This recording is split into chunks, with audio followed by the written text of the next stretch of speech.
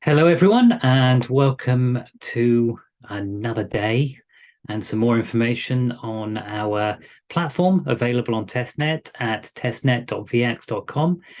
Today, I'm going to take you through just a few more of the features that we've got available on there for you to go and look at, and just remind people how to do some of the core features that we've got on here so as they can look through test how to get faucets and coins onto things. So let me share screen. So there is now our screen is up. As people will recognize, I'm already in testnet.veax.com. I see I'm using my Near wallet. I created one on Testnet. This is the same one as I've used yesterday, I think. And I just want to come back and point here at the faucet.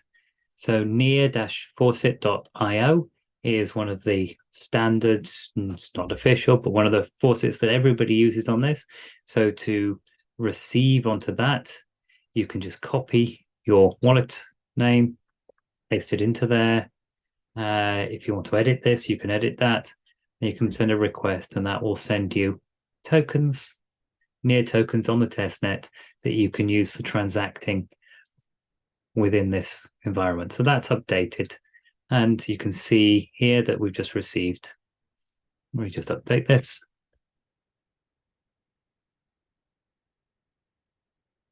Well, that should receive any moment, but it hasn't yet received. So we can go and look at the transactions on the Explorer, and then when it's had a confirmation or two, it'll show up on there. So coming into Veax and to look at our screens, I want to show a couple of features in here that maybe haven't been seen as much. We haven't seen the comments on them on the Telegram channel, so they may not be quite as obvious. So I want to come across here to the analytics page initially. And on the analytics page, you can see that we have all the information about what's going on the pools. We will have information here soon about the tokens and giving some order and information about what's going on in those directions. But looking at these individual pools, a feature that we're going to change is making it transparent that you can click on these individual pools and get more information. So if I jump into the first one, I can just click anywhere on there. And this then gives me information about what's going on in the pool.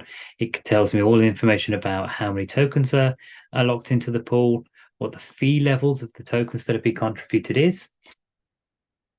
And it gives a view of the transactions that have happened within this pool in the last 50 transactions, but you can see this is going to be all of our period of time. So we can see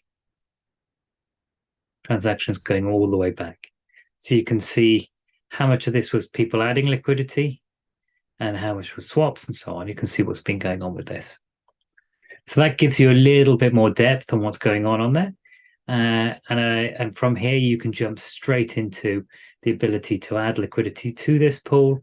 And this takes you to the same screens that we've got on the pool side. And there are little changes to the front ends that we've been picked up on, and we're going to make changes such as pre-population of some of those fields and things like the drop downs on the swap token, making sure that the second token that's available for swapping is only one that shows if there is something inside that pool at the moment. So we can see our nice swapping interface. And what I'm going to do here is I'm going to swap the reverse direction from where I was yesterday. I'm going to take some of the USDT that I've been building, and I'm going to swap that back into wrap near. So here I'm going to put 1,000 in. We'll see the price is fetched. And just to show that everything is operating nice and smoothly at the moment, put that through. You can see the fees here are all very low. And as we roll through, we're waiting for the transactions on the blockchain to complete and to come back and show us that this is complete. Okay, transaction submitted.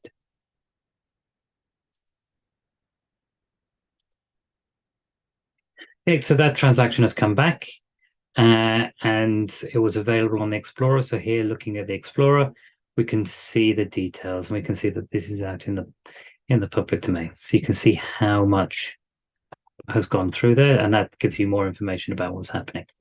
So the swaps go backwards and forwards. There may be occasional delays in there because this is a test net, not a main net. So we don't control all the nodes. There aren't as many nodes. So some of these transactions will not be quite as performant as you may see on mainnet. But this proves how the interface is operating and that everything is working.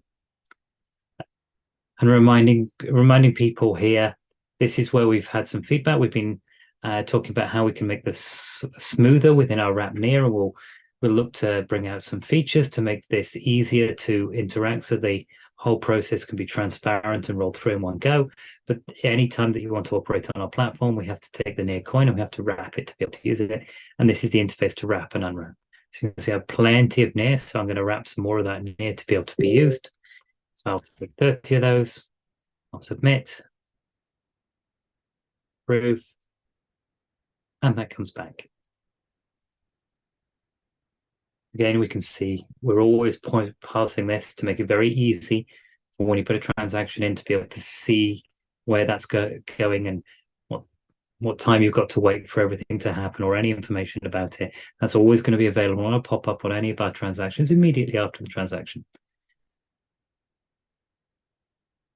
So I think that's going to conclude everything that we're going to show for today. I think in one of the next videos, we're going to talk about some of the features that we're going to bring in the near term, and we'll talk you through some of these interfaces and the changes that's going to come to them and what you can expect to see over the time that we're on testnet. And then as we move into mainnet, which of those features will be available to you. So thank you for joining us today.